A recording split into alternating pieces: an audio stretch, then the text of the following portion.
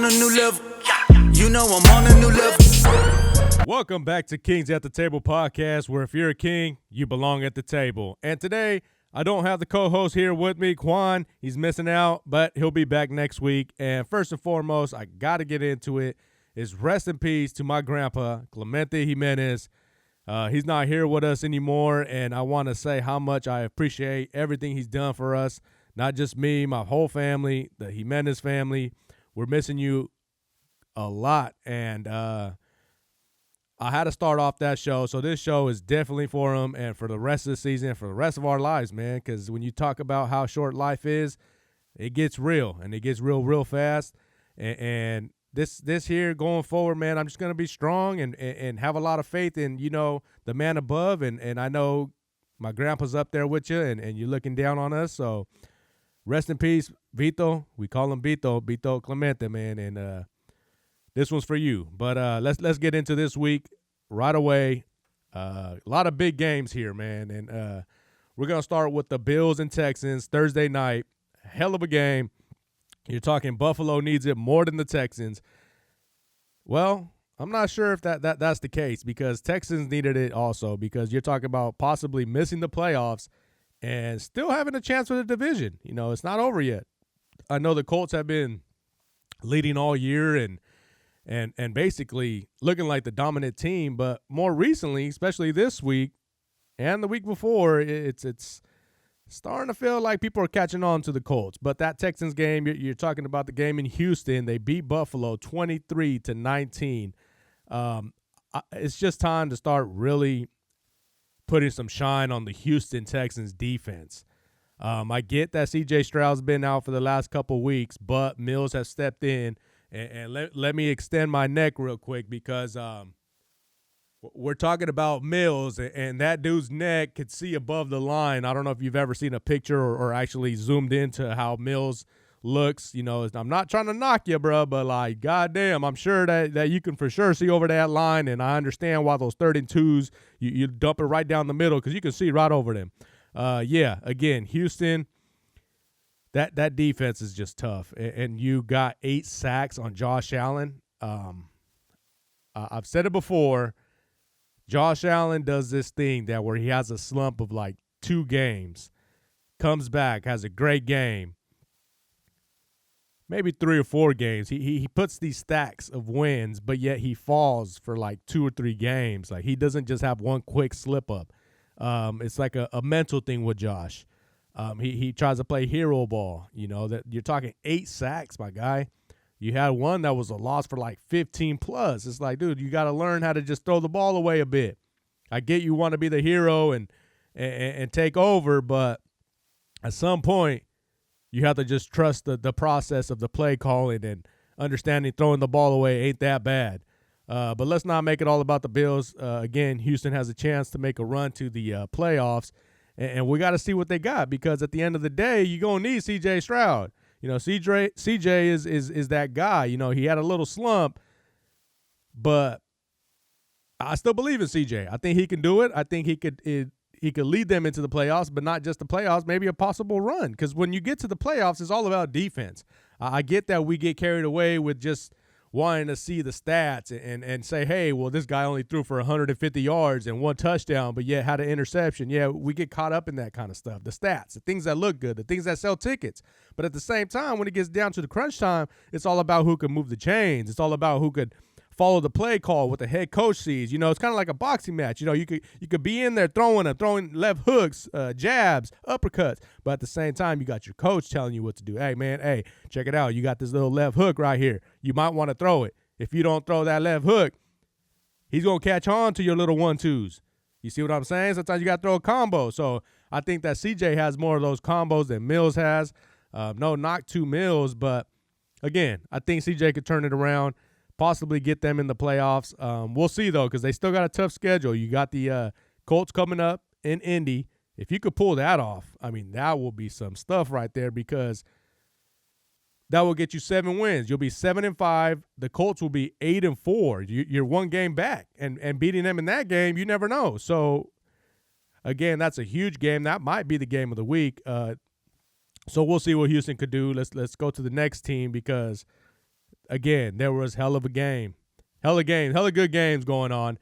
Colts going into Kansas City 20-23. They lost in overtime. Colts, man, you guys blew that game. Not taken away from the Chiefs. I think the Chiefs that game, excuse me, definitely showed the heart of a champion. I mean, at one point it was 20-9 in the fourth quarter. Chiefs are driving. Hunt gets the ball at the maybe 15-yard line in the red zone, coughs it up, fumble. Colts take over, 20-9 point lead in the fourth quarter. You're thinking the game is over. You're thinking Kansas City might have just lost their chance at possibly making the playoffs and having a chance to win another championship. That right there, I mean, I thought that game was over. Chiefs turn it around. Mahomes, Kareem Hunt. You seen Kelsey on the sideline yelling at Hunt. And it wasn't like a disappointed Kelsey. It was more of a motivated Kelsey. And he was like, come on, let's go. This game ain't over. It's 20-9. We still got this. And right there and then, you kind of seen it coming. They start turning around, and they're in Arrowhead in Kansas City. And right there is when the game changed. And I'm talking they stopped the Colts, a 3-and-out. 3-and-out. They didn't even get a first down. They had a punt. Kansas City gets the ball back. They drive. They turn it around. They win the game. And now the Chiefs have a chance to possibly still make the playoffs, not just the wild card. You can't still automatically count them out in the division. Well, I think the Broncos will end up taking it, but Kansas City is back, and they're dangerous. But before we go too far, they do got to go and play the Cowboys this week on Thanksgiving. That's going to be a tough one. I'm not going to go ahead and say that the Chiefs win automatically. No, because that Cowboys team is looking great right now. And before we move on to the Cowboys, the Colts, y'all better fix it. Y'all need to turn it around. I'm not talking about the whole season. I'm talking about this one loss. You almost, in a way, kind of got exposed that fourth quarter. I mean, you kind of did the same thing against the Steelers. When the Steelers beat you guys, they put the pressure on Daniel Jones. I've been saying it all season. The Colts have a great team. I said it from week maybe 3. The Colts are going to be the Vikings of last year with Sam Darnold. Great record. Great regular season team. I'm not knocking the team. I'm more so saying Daniel Jones will have to prove me wrong. And I'm not trying to say he doesn't have it in him. I just got to see it to believe it. And I think when it gets to that point, whoever they're playing, if it's Kansas City, if it's Baltimore, if it's Buffalo, if it's Denver, if it's the Chargers, whoever it is, I'm most likely going to be taking the other team. Because when those lights get brighter in a big game like that, I'm not sure if he has it.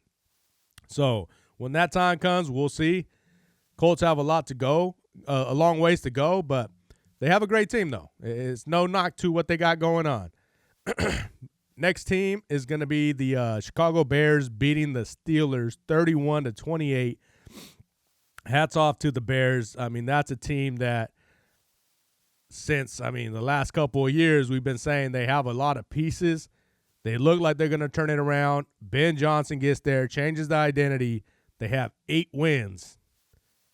The Bears have 8 wins. I'm going to say it one more time. The Chicago Bears, after 12 weeks, have 8 wins. They're 8-3, top of the division, over the Detroit Lions from last year, looking like they had a chance to win it all, over the Green Bay Packers with Jordan Love, Parsons, and that whole Green Bay fan base. The Bears are on top of the division after week 12. I can't tell you one person that thought that by week 12 the Bears will be on top of the division. With that being said, sadly, I'm not sure if they're going to still win the division. Now, before I go forward, I'm not saying that they don't have a good team. I'm not saying that they can't win the division. It's just saying if I had to bet it, I don't know if they're going to win it. Detroit and Green Bay can both still take the division. But I will say I do see the Bears making the playoffs. All I got to see from them is them win 2 more games of the season. And they got the Eagles, Packers, Browns, Packers, Niners, Lions. If you could win 2 of those games, let's see, 1, 2, 3, 4, 5, 6, 2 of the next 6, that gets you 10 wins. I think you'll split with the Packers, and I think you'll beat the Browns, even though Sheduer, my guy Sheduer, he did pull off that W.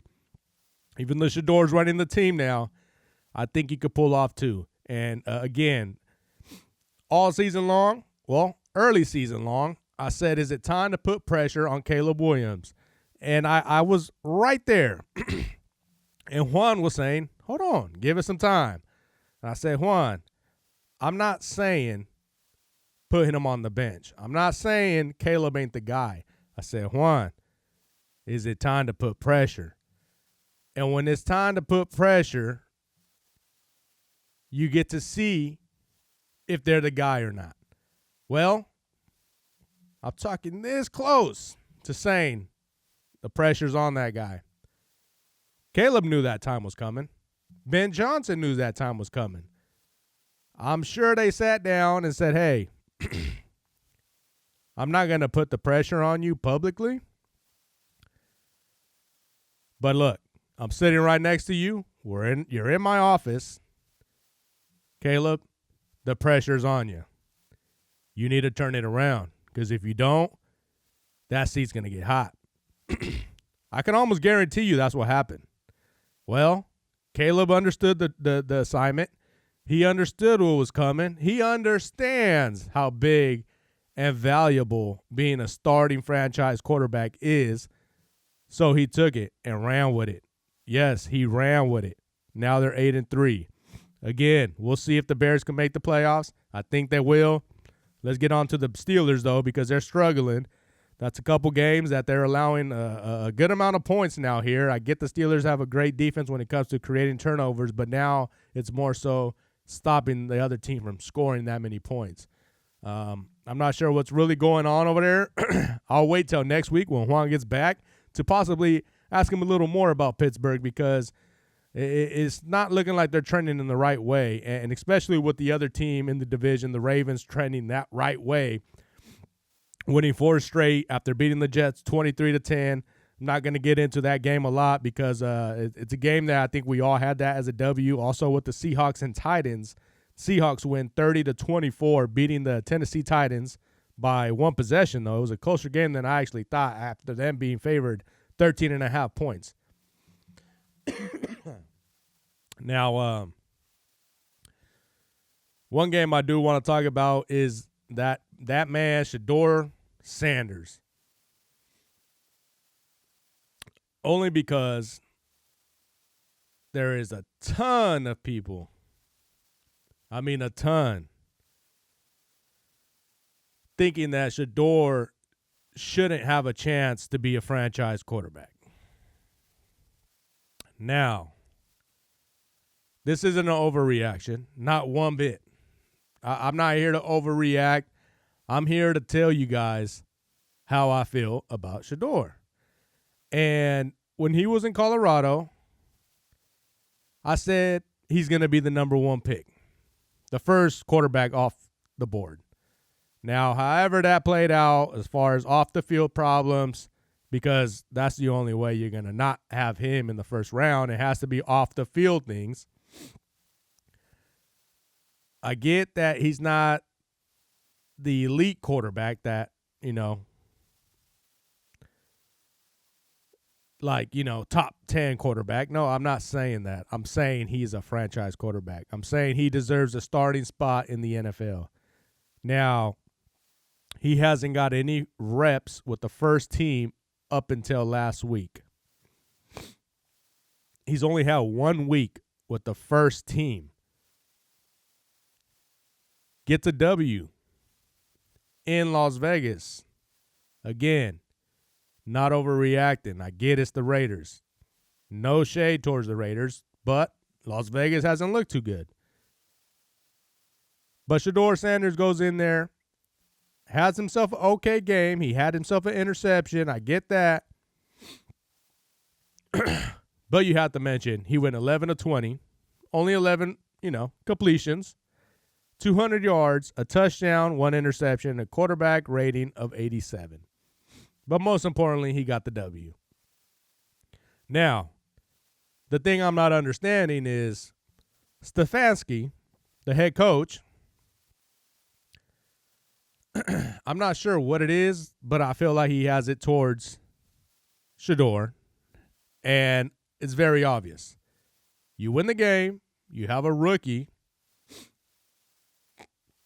I'm not talking about Gabriel, and this isn't no knock to Gabriel. I'm not once here have been against Gabriel. I thought he had his chance. Well, he got hurt, concussion, whatnot. Sheduer's turn. Game's over. Go into the locker room. You're giving your little, your press conference in a way to, not your press conference, but you're giving back to the team and telling them what you thought about the game, right? And he mentions a couple players. He mentions the defense. He mentions a couple receivers. And in the middle of his whole interview, or not interview, speech, and he goes, oh, and Sheduer, thanks, Sheduer. Thank you, Sheduer, for doing what you do. It keeps going on with that, right?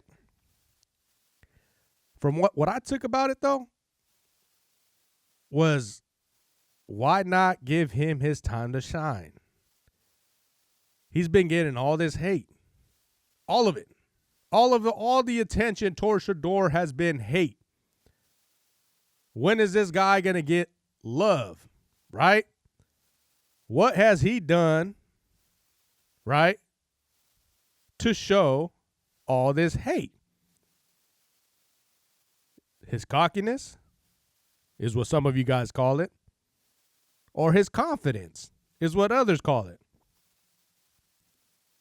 Is it confidence or is it cockiness? Same thing, my guys. It's the same thing. It's you could see it either way. If a person sees it as cocky, another person sees it as confidence. If a person sees it as confidence, the other one sees it as cockiness. What are we saying here?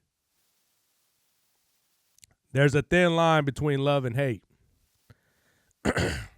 You choose. You choose what you want to do, my guys. Ladies. Thin line between love and hate. And Sheduer has yet to show hate. All he does is show love. People hate on love. So, make a long story short, I think Sheduer did great. He's proving the haters wrong. He's going to continue to keep putting love out there. And people will continue to keep hating on the love. So, Sheduer, you know what time it is. Keep doing what you do, my guy. And one day, those haters will be quiet. If not, if you don't turn it around, you don't trend the right way, the haters will shine. They'll love to smile on your face.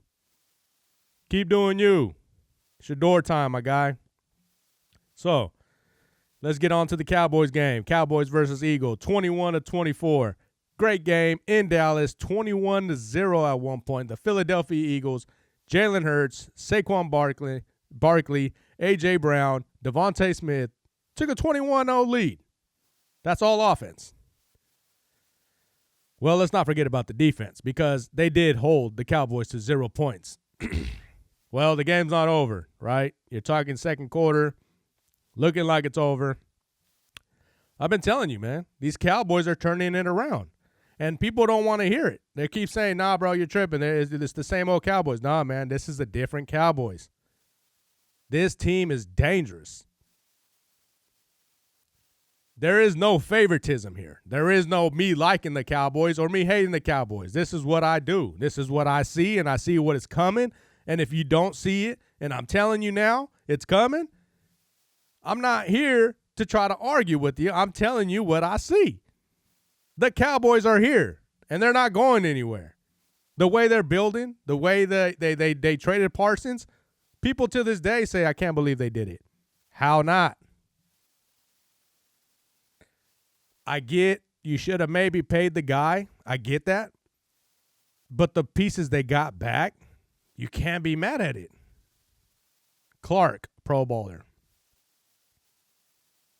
2 first-round picks. You use that pick to pick up Williams. Right? D tackle. So, now you play the Eagles. Be down 21-0. Come back, pull off the W, keep them at 21 for the rest of the game because of the defense. Blame the defense first half. Second half, you better give that defense credit. I get the Cowboys scored 24 points, but you better put some respect on their defense. You held the Eagles to 0 points in the second half. Yeah, you got Pickens. Yeah, you got Lamb. Yeah, you got Williams. Yes, you got Dak Prescott. But that defense held the Eagles to 0 points in a half. Second half when it matters. The Cowboys are here, and they're not going anywhere. I get they have a tough schedule to try to even make the playoffs, to make the wild card. I get it. Don't tell me this next game against Kansas City is a for sure loss. Don't even think about telling me that. Now, am I putting the house on the Cowboys versus the Chiefs? Hell nah. Hell no, I'm not, because of how the Chiefs look. They look like they got the heart of a champion that last week. Now, am I going to say I'll put the house on the Chiefs? Hell nah. But who am I taking? I'm taking the goddamn Cowboys. And well, time out. Before I get ahead of myself, where are they playing? They're playing in Dallas. Hell yeah, I'm taking the Cowboys this week. Yep. If that's what we're saying, I'm taking the Cowboys. That offense is clicking on all cylinders. They have the confidence after beating the Eagles. Now, again, I'm not saying it's a for sure win. I'm not putting the house on either of these teams. But I'm going to have to pick one, and I'm picking the Cowboys. They're going to beat Kansas City, and it's going to be a dandy. I mean, you're talking about a shootout. But at one point, it's going to be about the defense and who's going to create that turnover. And when I put the money on the Cowboys, I think that pressure is going to be right down the middle on that offensive line.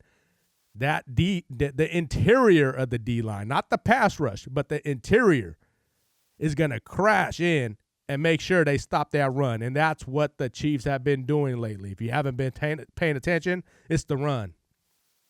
So if you're going to be able to stop the run and have a shootout lately,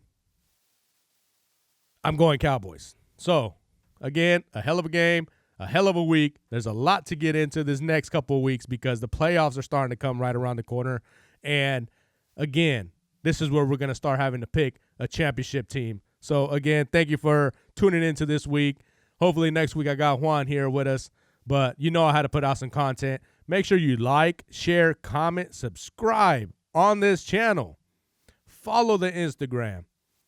Put out the word, man. We're out here working. We're out here trying to make it out. Just like all of y'all. We want y'all to come with us, man. We got merch, Kings at the Table. You know what it is. We got shirts. We got hats. We got it for y'all. Tap in, man. Let's show some love. We trying to make it out. Again, like, share, comment, subscribe. Thank y'all for tuning in. Tune in next week. Gone.